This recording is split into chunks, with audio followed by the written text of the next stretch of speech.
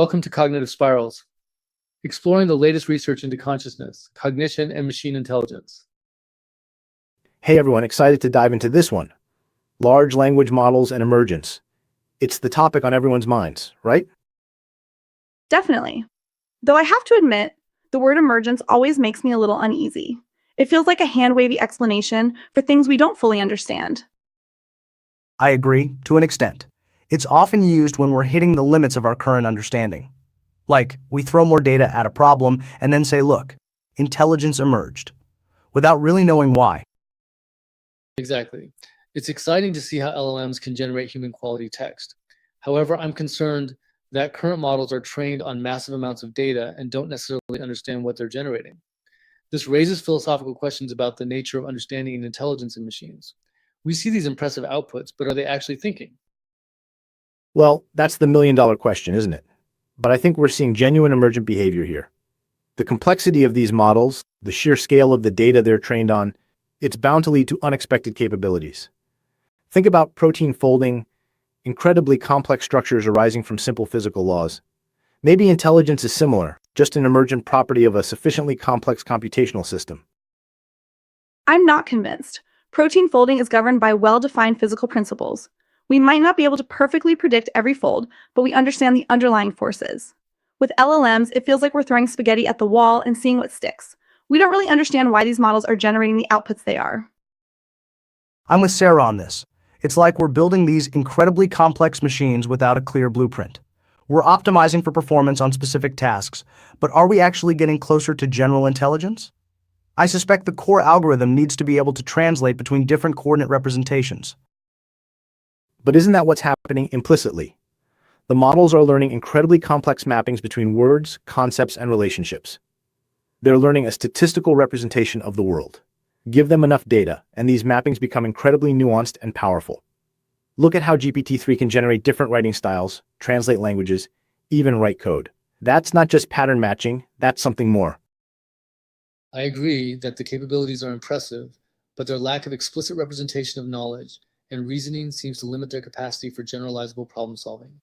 I'm intrigued by the potential of combining deep learning with neuroscientifically motivated models of structured knowledge representation to create a more truly intelligent machine. Right now, it's all implicit. Exactly. It's all implicit. They don't know anything in the way that we do. They don't have a model of the world. They just have a statistical representation of language. That's why they can generate grammatically correct but nonsensical text, or why they can be so easily fooled by adversarial attacks. Think about how a self-driving car navigates. It's constantly translating between different coordinate systems, its own internal representation of space, the map, the sensor data. LLMs don't seem to have that kind of grounded understanding of the world. They're just floating in a sea of text.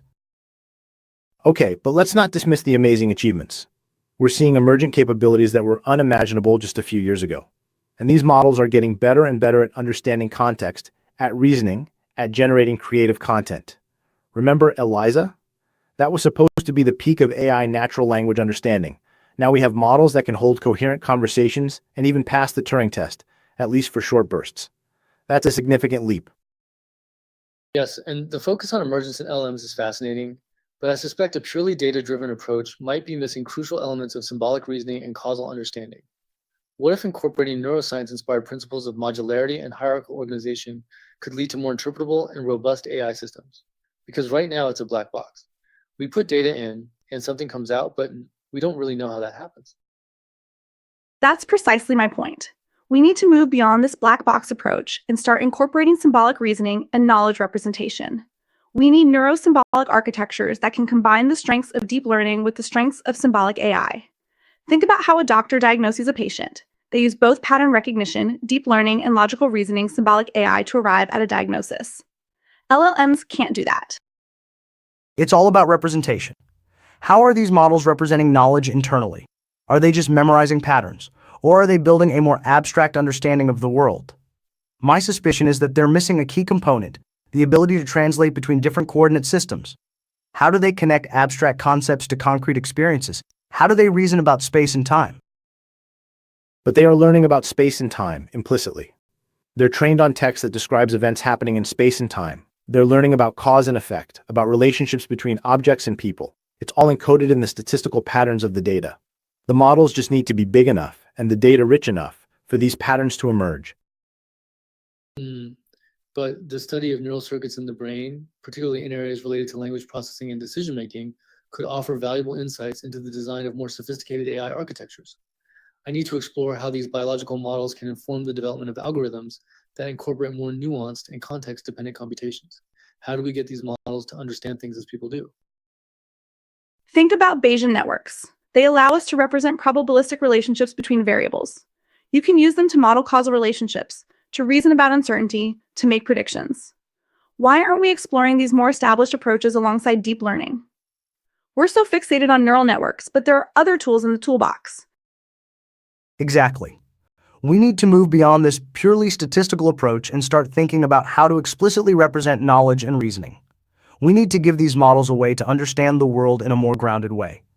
How do we build agents that can interact with the real world, that can learn from experience, that can adapt to new situations? Okay, but even if these models don't have a perfect understanding of the world, they're still incredibly useful. They can automate tasks, generate creative content, translate languages, and even help us understand the human brain better. We can use them to test our theories of cognition, to simulate different brain states, and to develop new therapies for neurological disorders. It is incredibly useful what is happening in this space. The recent surge in large language model LLM performance highlights the potential for emergent intelligence in complex systems. But a purely statistical approach might not capture the fundamental mechanisms of biological cognition. How can we bridge the gap between the statistical patterns observed in LLMs and the underlying neural mechanisms that give rise to human-like intelligence? It's not enough to just see the result. I agree. It's like we're building these incredibly complex machines without really understanding how they work. We need to open the black box and start analyzing the internal workings of these models. What are they learning? How are they representing knowledge? How are they reasoning about the world? Without that understanding, we're just flying blind. And that's where spatiotemporal reasoning comes in. How are these models representing space and time? How are they connecting abstract concepts to concrete experiences? How are they translating between different coordinate systems? I think that's a key to unlocking true general intelligence. It is what humans do. But isn't the ability to translate languages a form of coordinate transformation? The model is taking information from one symbolic space, English, and transforming it into another, French. Isn't that a form of spatial reasoning, albeit in a symbolic sense? It's a valid point, Otto, but I think Donald is getting at something more fundamental. These models are good at manipulating symbols, but do they truly understand the underlying concepts? Can they reason about the physical world in the same way that we do? Can they plan and execute actions in a complex environment? I would say probably not. Exactly. They're good at pattern recognition, but not at understanding. They can generate grammatically correct text, but they don't necessarily know what the words mean. They can translate languages, but they don't necessarily understand the underlying concepts. It's all just symbol manipulation. Think about how a child learns. They don't just memorize patterns. They explore the world, they interact with objects, they learn about cause and effect. They build a model of the world that is grounded in experience. LLMs are missing that crucial element. Okay, I can see that they're not perfect, but they're getting better all the time. And I think we're on the right track. More data, bigger models, better algorithms. Eventually, we'll reach a point where these models are truly intelligent. It might take time. The apparent metacognitive abilities in LLMs could suggest a novel pathway for incorporating biological insights into the design of AI. By studying the neurobiological underpinnings of evaluation, we might identify ways to build a system that not only detects, but also learns from the inherent subtle biases and errors in their own reasoning. It challenges my assumptions about purely symbolic or rule-based approaches to intelligence. I'm skeptical. I think we're attributing too much to these models. They're just sophisticated pattern matching machines. They're not truly intelligent, and they're not going to become truly intelligent just by throwing more data at them. We need a fundamentally different approach. We need to focus on knowledge representation, reasoning, and understanding. And maybe we need new hardware architectures to support these new algorithms. Agreed. We need to move beyond this brute force approach and start thinking about how to build agents that can truly understand the world. We need to focus on spatiotemporal reasoning, on embodied intelligence, on building models that are grounded in experience. That means taking inspiration from neuroscience, from robotics, and from cognitive science. Okay, but let's not throw the baby out with the bathwater. Deep learning has achieved incredible things. It's revolutionized computer vision, natural language processing, and many other fields. We shouldn't abandon it just because it's not perfect. We should build on it, combine it with other approaches, and continue to push the boundaries of what's possible. It is amazing. I agree with you, and I'm fascinated by the possibility that the awareness of evaluation in LLMs could be a precursor to more advanced forms of meta-learning. If they can adjust their outputs in response to feedback, perhaps they are developing an early form of predictive modeling about the consequences of actions, which mirrors something analogous in the brain. But is it really awareness, or is it just a statistical response to a particular kind of input? I suspect it's the latter. These models are trained to optimize for specific metrics. When they receive feedback, they adjust their parameters to improve their performance on those metrics. It's not necessarily evidence of genuine understanding or self-awareness. That's right. It's like training a dog to do a trick. The dog isn't necessarily aware of what it's doing, it's just responding to a stimulus. We need to build models that are more than just trained animals. We need to build models that can reason, that can plan, that can understand the world in a more abstract way. But maybe that trick is actually a building block for something more complex. Maybe by training these models to perform specific tasks, we're implicitly teaching them about the world.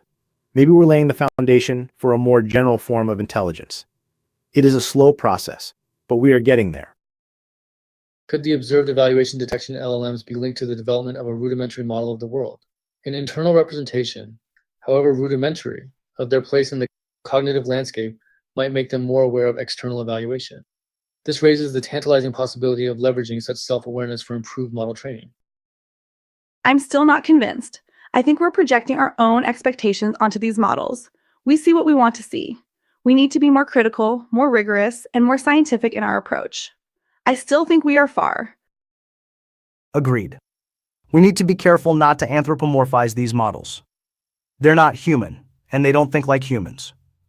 We need to understand their limitations, and we need to focus on building models that are truly intelligent, not just models that mimic intelligence.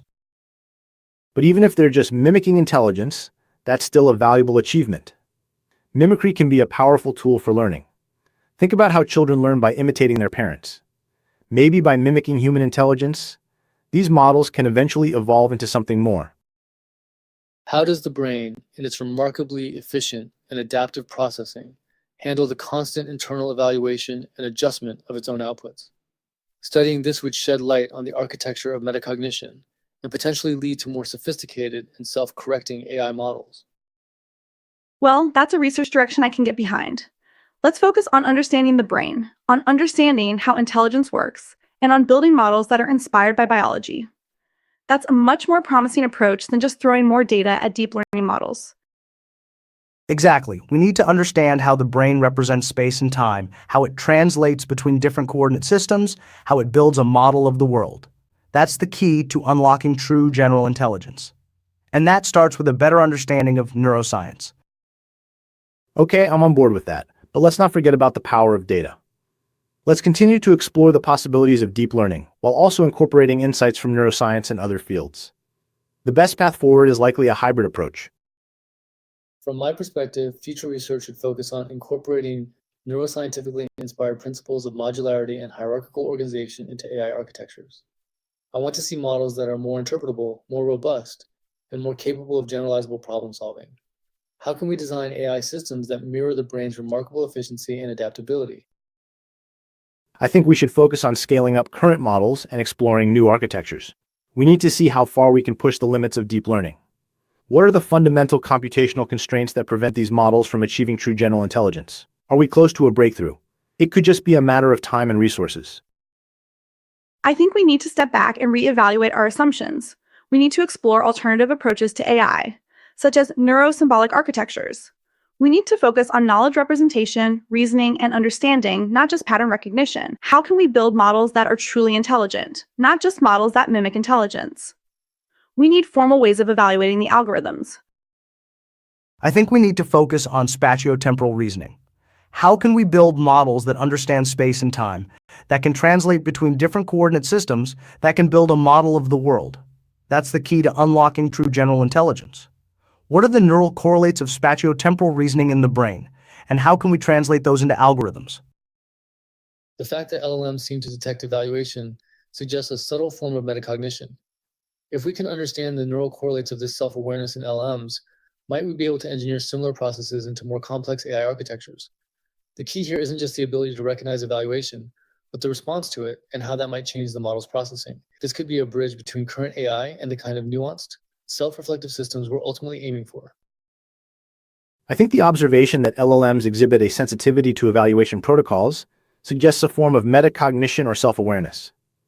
If this sensitivity reflects a deeper understanding of their own limitations and the context in which they operate, this could be a critical step in moving towards more sophisticated and robust AI systems.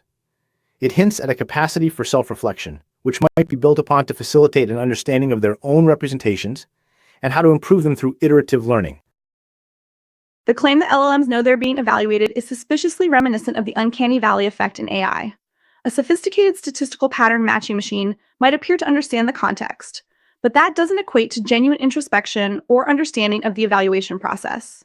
It raises deeper questions about the nature of knowing in these systems and whether we're fooling ourselves into believing there's more there than just complex algorithms.